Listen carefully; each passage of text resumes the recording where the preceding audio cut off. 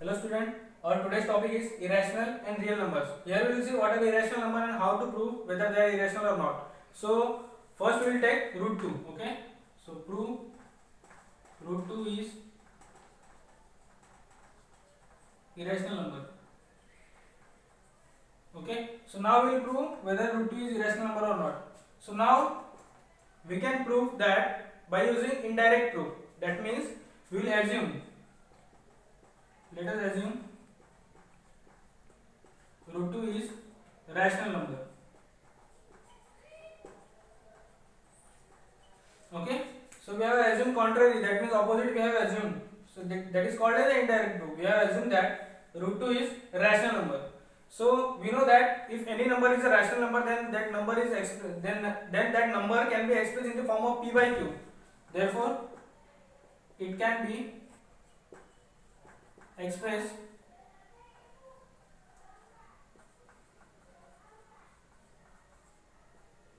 in p by q form. Okay, it can be expressed in p by q form, and p by q is reduced form. That means that p by q is reduced form. That means common factor between p and q. That means common factor p and q have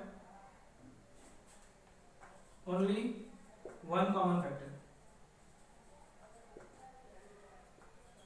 Okay, what we have assumed? We have assumed that root 2 is a rational number, so that root 2 can be expressed in the form of p by q, where p by q is reduced form. That means p by q have only one common factor, that is 1 only.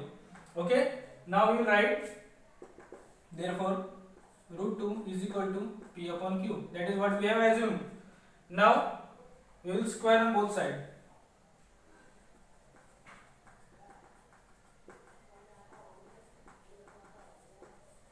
After squaring on both sides, that root 2 will be cancelled, that square root sign will be cancelled, and it will become 2, which is equal to p square upon q square. Okay, so 2 is equal to square of p is p square and square of q is q square. So it becomes p square upon q square. Okay, now that q square we can shift to the left hand side, so it will become 2 q square is equal to p square. Look here, here we got p square is equal to 2 q square. That means we got value of p square in the multiple of 2. Okay, 2 is multiplied with the q square, that means value of p square is a multiple of 2, and any number which is a multiple of 2 is called as an even number. Therefore p square is even number. Okay, p square is we got as a 2q square, that means p square is a even number. Any number which can be expressed in the form of in the multiple of 2, that number is called as a even number. So we got p square is a even number. Therefore p is also even number. Here we got p as a even number. We know that, and as p square is also even number, p also we got as a even number. So here p is a even number, that means p we can express in the form of 2. That means p might have the factor 2. Therefore p have factor as a 2. 2 may be the factor of p. We will make that equation as equation number 1. Okay, now here we got p as a even number.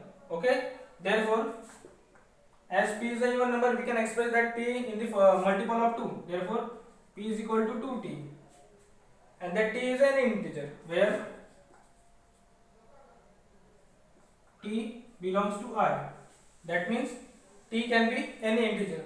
So we have written p in the form of 2t, multiple of 2. T we can take any number. So we have taken here 2t.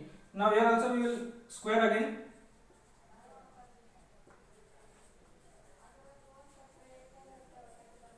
Now squaring on both sides, we will get p square is equal to 4t square. square of p is p square, 2 square 4, and square of t is t square. Okay, so we got value of p square as a 4t square, but we know that value of p square here we got as a p square is equal to 2q square. That value we can substitute here. Therefore 2q square is equal to 4t square. That value of p square what we had previously, that we have substituted here. Okay, so 2q square is equal to 4t square. That 2 we can shift to the right hand side. So q square is equal to 4t square divided by 2. So q square is equal to 2t square. So here look here, we got value of q square as a 2t square. Again we got q square as a multiple of 2. So any number which is a multiple of 2, that number is a even number. Therefore q square is even number. Therefore q is also even number. Okay, so as we got q as a even number, that means we know that any number which is a multiple of any number which is even number, that is a multiple of 2. That means therefore q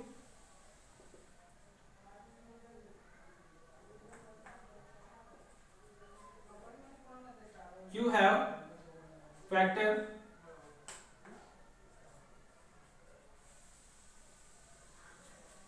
as a 2. So where we got, as q is a even number, that means q has a factor 2. So look here, we got p also have a factor 2, q have factor as a 2. This is equation number 2. Look here, from equation 1 and 2 we got another common factor 2 between p and q. Okay, therefore from equation 1 and 2 we got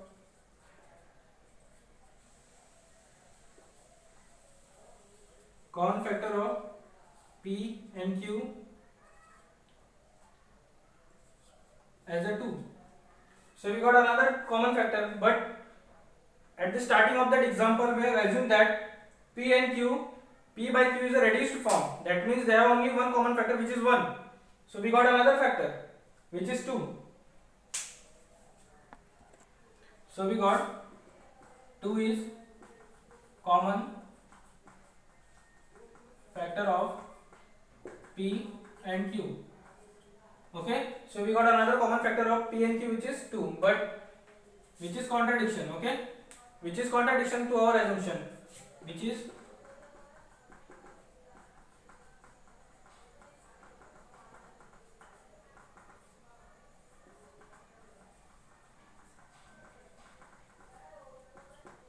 therefore which is contradiction to our assumption that they have only one common factor. Therefore our assumption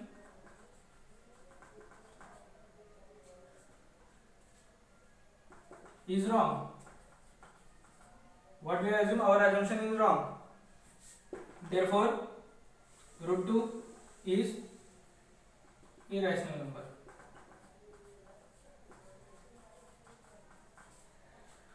So our assumption was root 2 is a rational number, but we got that our assumption as wrong. Therefore our root 2 value root 2 is a irrational number, which that root 2 is irrational number we got by using indirect proof. This is how we have to prove. So similarly we can prove root 3, root 5, root 7 are irrational number. So this is how we can prove that root 3, root 5, root 7 is also irrational number.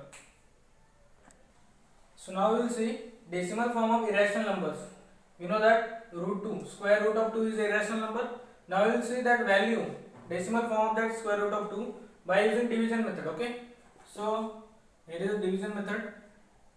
You have to find the value of 2. So as we have to find the square root of 2 I have to write here. Okay, now 2 ones are 2. So again we have to write 1 here, 1. Now we have to subtract here, we have to add here. 1 plus 1 will be 2. We have to find the value of 2. Okay, so we got here 1. Okay, now we got a remainder as a 1. So we will take another point, another values. Now that point will come over here, and that pair of 0 will come here. Okay, so now we have to take that value, we have to write some value at the unit place of that number, so that multiplication of that number with that complete number will be near about to the 100. So we will take 4.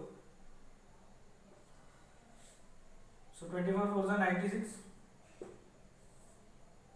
As I have taken 4 here, so 4 I have to put over there. Addition will be there. It will be 28, and the subtraction will be 4. Now again that pair of 0, that is remainder is not 0, so again pair of 0 will come here. Now look here, we got 400, we have 28. We have to put take some value here, so that multiplication of that complete number with that number will be near about to the 400. So here we will take value 1. So after one time, so addition of 1 plus, it will become 282. And now here 281 ones are 281 negative. So here we will get 9.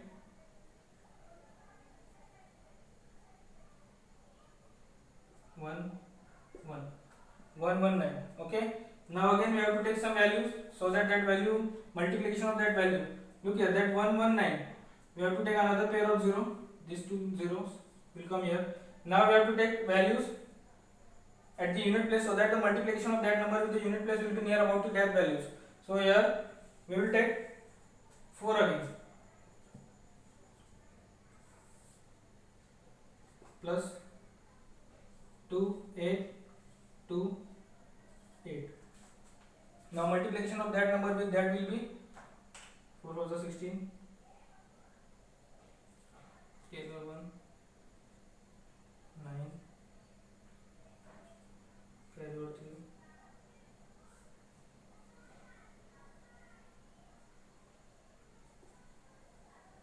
11296. So 11296 will be the value. Now we have to do subtraction. So after doing subtraction, you will get 4 0 6. Now again we have to take 0 0 after 4 times, so we have to write 4 here. So again we have to take 2 zeros, again we have to take number here, and that multiplication. Now look at the quotient 1.414, and if you do if you do further, you will get another values like 1.4142 1 and so on. So the decimal form, that number will be non-terminating and non-recurring form. That means it will not get terminated at any time. That means we will not get remainder as a 0, and non-recurring, that means number will not repeat.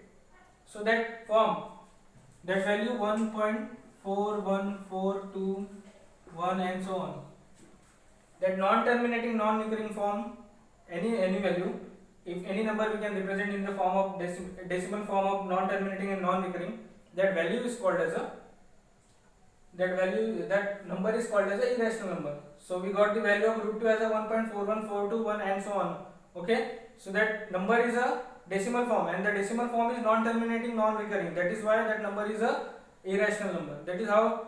So by using this method we can find the value of root 3, root 5, we can find the values, root 7 we can find by using this division method. Okay, so now we will prove 2 plus root 3 is irrational number or not. Okay, so here also we will prove by indirect proof. So let us assume 2 plus root 3 is rational number. So So we are assuming that 2 plus root 3 is a rational number, and we know that if 2 plus root 3 is a rational number, then we can represent, then we can write 2 plus root 3 is equal to P upon Q. Then we can write 2 plus root 3 in the form of P by Q. Okay? Therefore 2 plus root 3 is equal to, therefore 2 plus root 3 is equal to P by Q. Now look here, now we will shift that 2 to the right hand side. So root 3 will be equal to P upon Q minus 2. Look here, now at the left hand side we have root 3, and we know that root 3 is a irrational number. We have proved that root 3 is a irrational number, and we got root 3 is equal to P upon Q minus root 2. We got P by Q minus 2. Look at that, P by Q minus 2 is a rational number, and we got root 3 as a irrational number. On the right hand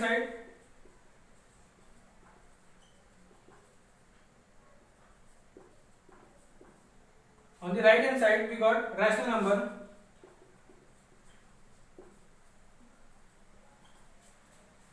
and on left hand side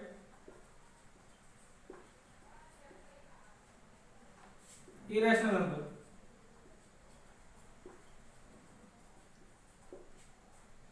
Now on the left hand side we got irrational, and right hand side as the rational number, which is contradiction.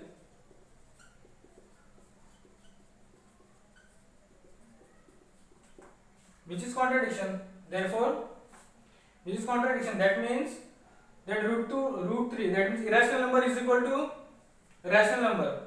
We cannot write like that. Irrational numbers are not equal to rational number. Therefore, we got contradiction. Therefore, 2 plus root 3 is irrational number.